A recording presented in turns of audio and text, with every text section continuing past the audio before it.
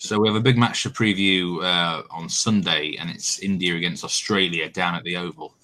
A match which could easily feature in the latter stages of the tournament, either as a semi-final or a final. It's that much of a big game, and it comes quite early in the tournament, certainly from India's point of view, just their second fixture. Tasty clash. The whole world's going to be watching this one, the whole cricketing world, I might add. This is definitely one to tantalise the taste buds, isn't it, Kev?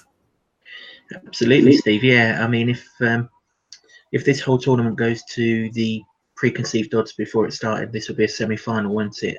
Down the line, second against third in the betting going into the tournament. Probably second and third in the betting now, aren't they? After England's resounding win on Saturday, so yeah, they could see a fair bit of each other. These two, having already previously seen a fair bit of each other already this year, having played 8 ODIs against each other.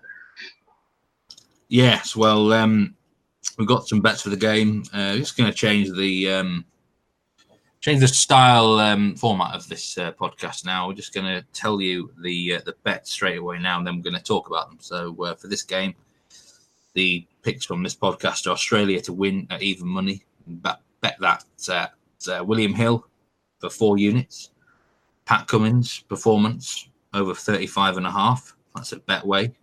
Again, 4-unit bet. And Usman Khawaja to score over 30.5 runs at Bet Victor. Another 4-point pick there. So we're going to talk about those in detail as the pod develops. Let's just talk about how Saturday went for us. In fact, the last 2 or 3 days, we've had sort of a solid return on our bets, Kev. It probably could have had a few more. I mean, I've been short with a performance just 5 points short of one. You were, I think, 8 points short of a performance the other day. Feels like you said earlier to me that it's probably the absolute minimum you could have got out of yesterday, really. New Zealand were very close to winning the 10 over bet for you, but profit is profit on the day. Absolutely, and that's all we can do, isn't it? Add up all the profit as we go along through the tournament and see what comes at the end of it. I mean, we're in good position with a lot of outrights. I mean, Saturday, it was a bit annoying, really, wasn't it? I mean, like you just said, I think that's the bare minimum I could have got out of it. I mean, for the 35, 40 overs, Bangladesh did as well as they could with the ball, but they just, they ran out of steam in the last 10 overs, and Joss Butler and a couple of others right down the order got away from them. Had they not have done that, then I think Bangladesh would have stayed within the runs. And, well, when you lose up till first ball, really, that 10 over bet was pissing in the wind, wasn't it? And then when Kane Williamson decides not to play a shot in anger for those 10 overs, it was just one of those games. But thankfully, the runs never got close. The wickets were never threatened. And at least Mushfiqur Rahim came in with his performance for me. And, of course, you had a brilliant call with Shakib, who didn't just cover his performance, but he murdered it 2 or 3 times over. So, and like you say, you was unlucky with Saka as well. Having got 20 points in the field, I think everyone was joining the queue to collect, weren't they? And, well, he just had a waft at a ball that he shouldn't have done. But, yeah, 3 out of 5, I think it was main bets-wise, wasn't it? Or 4 out of 7. Either way, it's a, decent profit and something to build on for the upcoming week where there's some juicy matches. Yeah, I just feel a bit annoyed recently that I've actually picked up quite a few catches in my performances, but I've actually ended up losing with a couple of them with the cock the other day, and obviously Sumaya yesterday, which was probably the most frustrating one of the lot because he just needed 7 runs, and he gets out to the Archer ball. So that's the frustrating part, On another day, you might think, you might win a performance by 2 or 3, and a catch is vital. But it just feels like the performances we actually won on in this tournament have sailed in.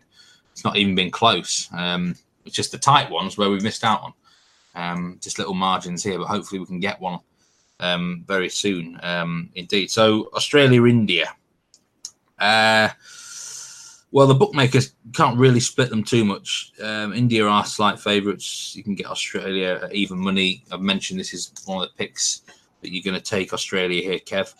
What do you fancy about them in this particular matchup at the Oval on Sunday?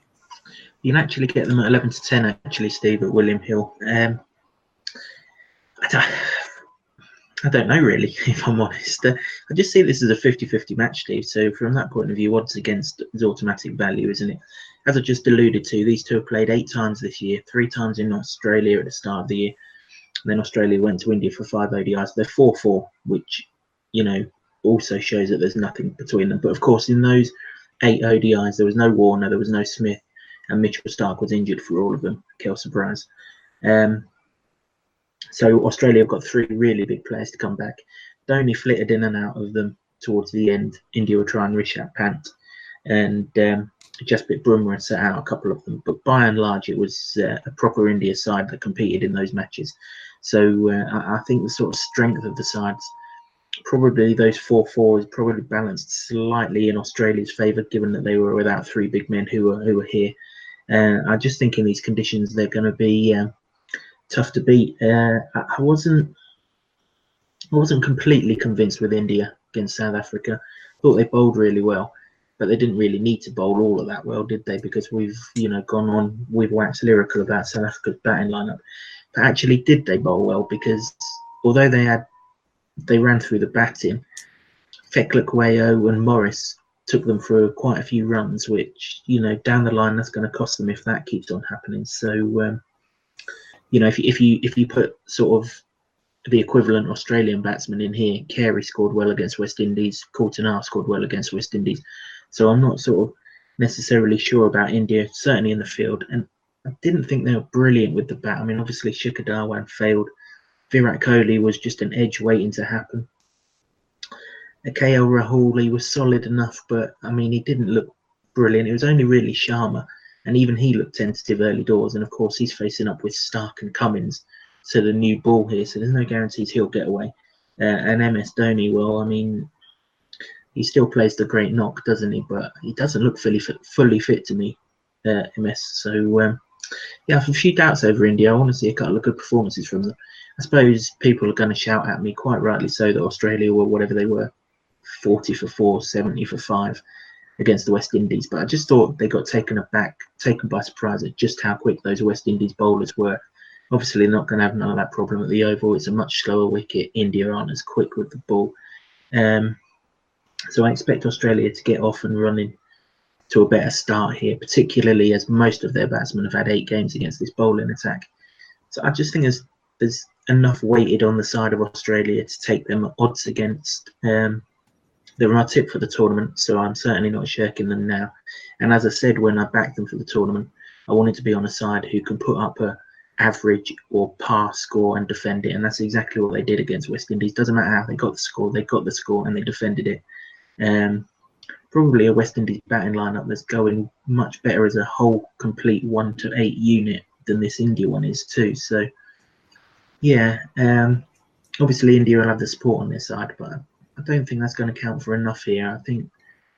I think Australia are a good thing here. It's Aaron Finch's home ground as well, isn't it? He's played for Surrey for the last couple of years, so he'll know all about the place. And I think there's more to like about Australia than there is India. I think if you're backing India here, you're backing them on reputation, but I'd rather back on what I've seen with my own eyes over the last week or two.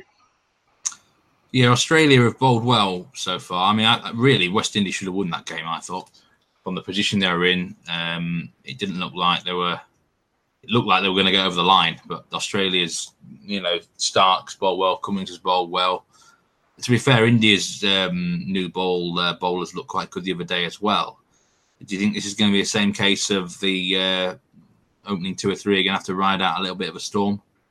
I'm not sure, actually. India's will, of course. Starc and Cummins, I mean, they're going to bowl 90 mile an hour heat, aren't they? I'm not sure if India's will get what they want out of this oval wicket. I'm not sure that they were that great, to be honest. Steve, I thought Hashim Amla just looked like a man completely out of form. To be fair, Bumrah bowled well with the new ball. You're absolutely right about that. I just think South Africa is stuck in a rut. If they knock this batting lineup over India, then fair play. I've got it all wrong. And, I'll take them a lot more seriously. But I'm just not convinced that, bowling at that South Africa lineup is a form guide that we can trust them with. And I should mention in that series that they played in India, India actually went 2-0 up and still lost it. They lost it 3-2 in Indian conditions. So if Australia are beating India in Indian conditions without their 3 best players or influential players, that's got to lead me to back them in much more favourable conditions here. The next bet we're going to talk about is Pat Cummins over 35.5 performance points.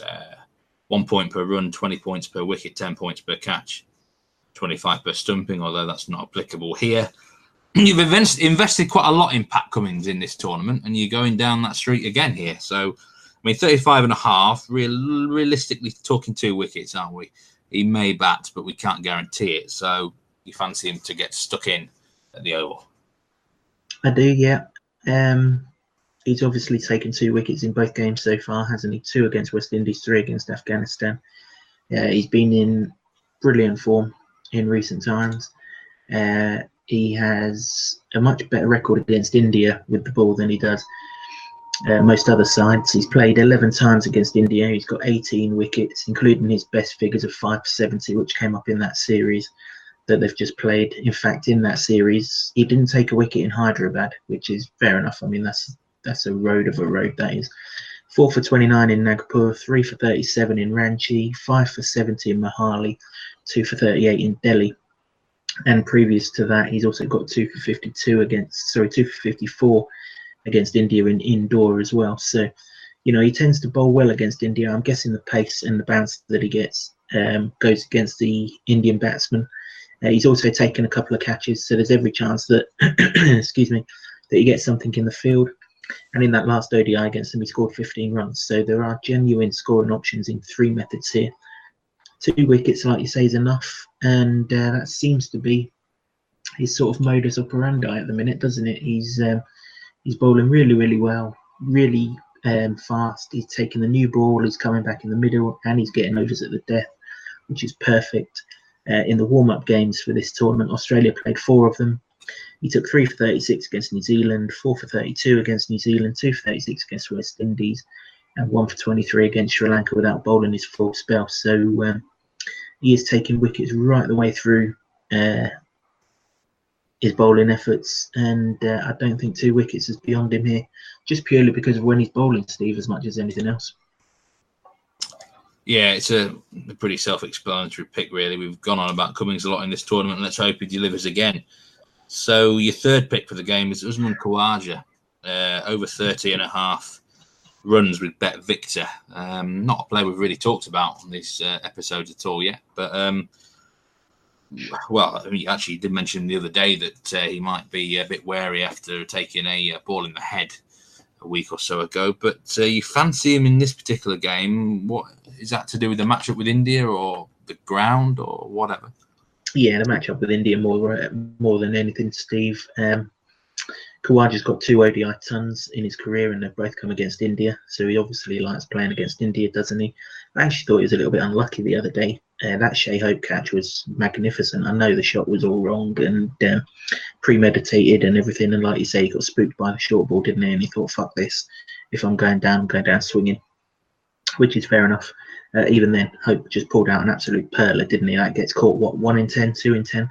So that was a bit unlucky for him. But let's read out his scores against India. He's played them 8 times in ODI cricket. 59, 21, 34, 50, 38, 104, 91 and 100. And they're all this year. So they're all recent form. They're all against this bowling attack. So there's only 1 in those 8 innings that he's not covered 30.5 runs. So there in itself, it's pretty self-explanatory, isn't it? And, you know, he'll come in at 3. So hopefully Warner and Finch blunt the new ball a little bit. I think one of the reasons why he goes well against India, Steve, I don't think it's necessarily a fluke or anything like that. I think one of the reasons why he goes well against them is because he's a left-hander. So the 2 sort of spinners, they'll struggle to get rid of him. Obviously, Chahal, being a leg spinner, will be spinning it to his leg side. And Yadav doesn't really take it away from left-handers. If anything, it just goes straight on. So I expect him to go well again. He went well in the warm-up matches. He scored 89 against Sri Lanka, 56 in one of those games against New Zealand. So although he hasn't hit the tournament running yet, it's only a matter of time before he does that. I mentioned in that West Indies game that the pace and the bounce of the West Indies might have got him, and it did. But this isn't as quick a wicket at the Oval, and he's certainly not going to get as much bounce out of an Indian attack as does the West Indies one. So I think this attack's there ready to be hit for him. And I mean, if if Finch and Warner can see off Kumar and Bumrah, that would be helpful. But it's not necessary really, because obviously Khawaja's opened in all of those matches, so he'll have faced them anyway. Because Warner was suspended for being a twat. So yeah, I just looking at the form of those eight ODIs so far this year, the fact that he's covered it 7 out of 8 times, and the pitch isn't going to go against him here, as opposed to say Trent Bridge or even somewhere like Bristol, where there's been a bit of pace and bounce so far. I think it all points to him going over. Yeah, Usman Khawaja to score over 30.5 runs at Bet Victor. There's nothing for me in this particular game, but if I did have to suggest a performance, it would definitely be Steve Smith, with a line of just 40.5 at Betfair Sportsbook. I just think Smith is batting like a dream at the moment, and I just see it. If you look at this, the two big batsmen really are Smith and Kohli. I don't think either of them is going to want to go without hitting a decent score in this game. And I think they'll want to make the mark on it, but it doesn't mean they're necessarily going to take silly risks. I think Smith will just bat as he normally does and, chips away, gets a few boundaries. And before you know it, he's at 50, isn't he? That's the way he bats, Steve Smith. You kind of don't really know it sometimes. So I'm expecting both of them two guys to perform well in this game. Well, at least get a few runs in this game, might I add. I just don't see Smith, he doesn't face the new ball, does he, unless they're losing wickets.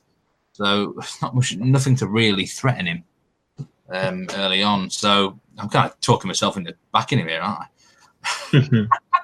I thought he looked an absolute dream the other day. 40.5. I mean, I'd be happy just to take that on his batting, but he has come up good in the field. He seems to be in loads of that gully region, just behind the bat there, and he's a good catcher, isn't he?